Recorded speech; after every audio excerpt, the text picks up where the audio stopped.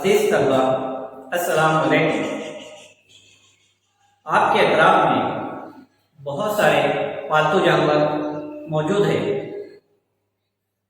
आपने उनको सोते वक्त क्या कभी गौर से देखा है?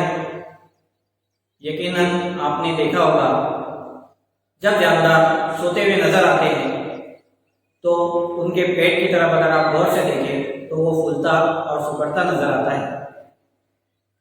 आप अपने सीने पे हाथ रखिए तो आपका सीना भी फूलता है और सिकुड़ता है। ये फैलना और सिकुड़ना क्यों होता है? इसके मुताबिक आप जानते हैं कि तमाम जानवरों को ऑक्सीजन की जरूरत होती है। तमाम जानवर ऑक्सीजन जज्ब करते हैं और कार्बन डाइऑक्साइड बाहर निकालते हैं। ये अमल तनफ्फुस कहलाता है। क्या ये अमल नबातात में भी होता है? जी हाँ, ये अमल नबातात में भी होता है, लेकिन नजर नहीं आता।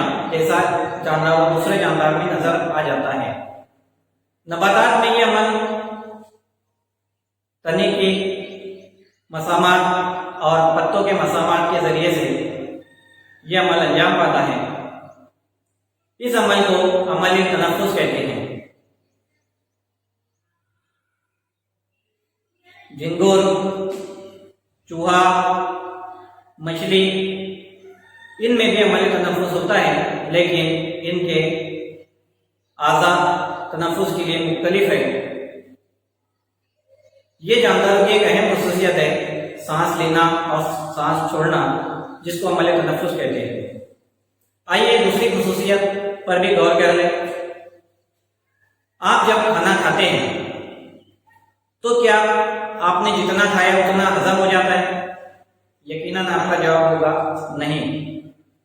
कुछ मात्रा हजम होता है, कुछ ग़िज़ा हजम होती है, लेकिन कुछ ग़िज़ा हजम नहीं हो पाती, जिसको हम बाहर खारिज कर देते हैं।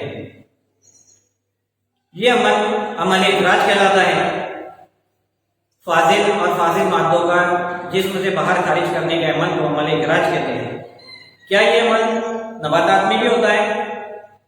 जी हाँ, ये अमल नबातात में भी होता है।